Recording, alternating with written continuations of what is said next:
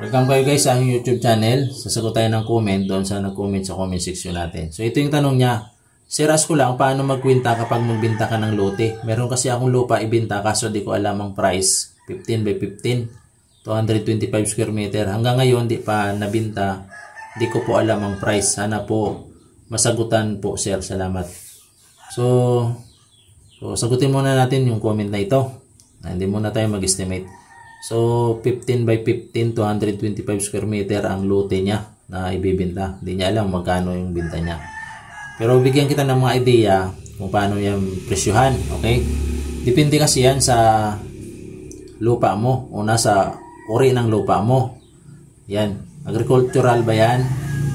Farm ba yan? Versus residential, subdivision o commercial. Yan. Depende yan sa uri ng lupa. Sa location naman, malapit ba yan sa lungsod, major road, infrastructure o liblib ba yan? Okay? Yung zoning naman, yung development niya, yung development status niya, dinidevelop na ba yung lugar na yan? Malapit na ba i-develop? May mga sign na ba dyan na dinidevelop yung lugar na yan? Urbanized or subdivision? Okay? Yung laki at kondisyon ng lupa mo, malawak ba? Maliit ba? O flat ba siya? O medyo bulubundukin ba yung lupa mo? Malayo ba yan sa kalsada? Malapit ba yan sa national road o wala talagang kalsada, malayo ang lalakarin mo bago malapit makarating sa kalsada. So yan yung mga isalang-alang mo bago mo yan presyuhan. So bigyan kita ng mga idea kung magkano yung karaniwang presyo niyan ng lupa mo. Kung ang lupa mo ay malapit sa urban o malapit sa city o maunlad na lugar, pwedeng mas mataas ang presyo niyan. Halimbawa, sa isang residential o commercial lots, may mga nakalist na 3,000 to 10,000 per square meter ang benta niyan. Depende sa lokasyon, sa accessibility at amenities. So, sa pangmasa na mga presyo niyan, mga abot kaya na lote, malaki man o katamtaman, malapit sa mga lugar na malapit sa kalsada, karaniwan ng presyo niyan is 3,000 to 5,000 per square meter.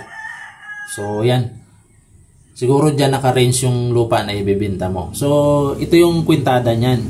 Kung wala kang idea kung paano ikwenta niyan. Halimbawa, ang lupa mo is 225 square meter na banggit mo kanina. Kung dyan sa lugar nyo is 3,000 pesos per square meter niyan, ito yung presyo niyan. Ito times mo lang siya, 225 times 3,000 is 675,000 ang halaga ng lupa mo. Yan. So, ang suggest ko sa iyo, medyo taasan mo muna yung ang binta mo ng lupa. Kung sakaling walang nag-i-inquire dahil medyo mataas, pwede mo na siyang babaan. So, isagad mo muna siya sa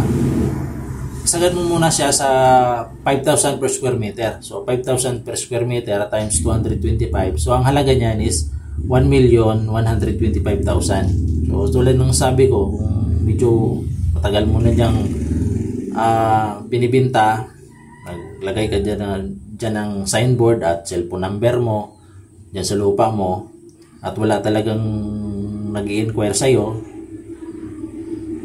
o namamahalan sila, o pwede mo nang babaan, ibaba mo sa 4,000 per square meter. So 900,000 yan. Hanggang sa makarating ka na nasa 3,000 pesos per square meter. So 675,000 yan yung halaga mo. So i-times mo lang siya. So kung wala pa rin, hindi pa rin maraming nag-inquire sa'yo dyan sa lupa mo at hindi nila afford yung 3,000 per square meter, babaan mo pa rin hanggang sa mabinta mo yung lupa mo. Pero kung nagustuhan talaga yan ang bibili, kahit medyo mataas yan, kukunin yan kung nagustuhan niya talaga yung lupa na binibinta mo. Depende kasi yan sa bibili.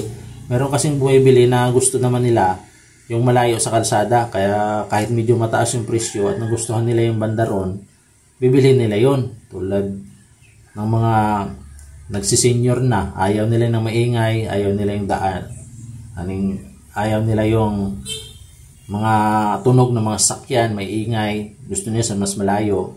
Eh, kahit medyo mahal yun, binibili niya yun. Kahit medyo mahal at medyo malayo sa kalsada, eh, matsatsambahan mo, mabibili yan. Okay? So, ganyan lang yung payo ko. Mayroon naman mga mid-range, o mga malapit na sa subdivision, malapit na sa city o sa city proper na mismo.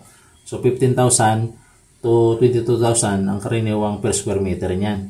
So, kung dyan banda yung lote mo, medyo mataas na yan. Ito na yung range niya, 15,000 to 22,000. So, halimbawa, ang lupa mo is 225 square meter times 15,000. Ang halaga niyan is 3,375,000. So, yan. Pero mayroon naman sa mga probinsya, malalayo na sa kabihasnan, mga 100 pesos to 450 na lang ang per square meter niyan. Yan. Kung doon yung lupa mo, hindi ka makapapresyo niyan. So, dyan lang. Tulad dito sa amin, mayroong mga malalayong lugar, mga bundok na talaga, na ang presyo nila is ganyan na lang, 200 pesos per square meter na lang. So, yan. Mayroon ditong nakalist sa Western Visayas. Ang binibinta niyang lupa, bandang Kulase, 17,000 square meter. Ang nakalist na naka-advertise niya is 886 pesos per square meter. Dito yan sa Western Visayas. Mayroon naman dito sa Cebu.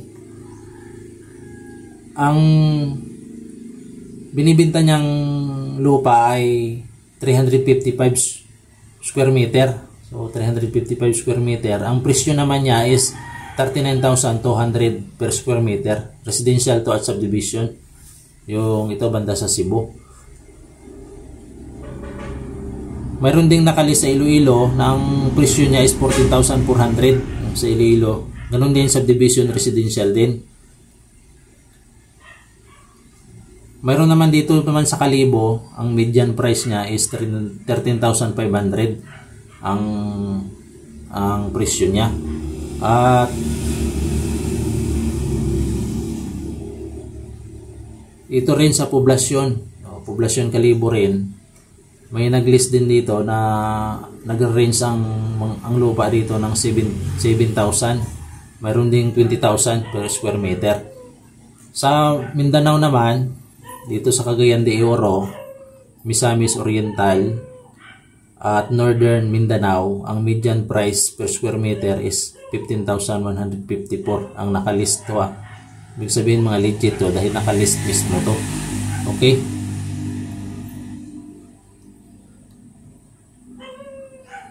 Pero mayroon din dito sa Cagayan de Oro, ang residential lot niya ay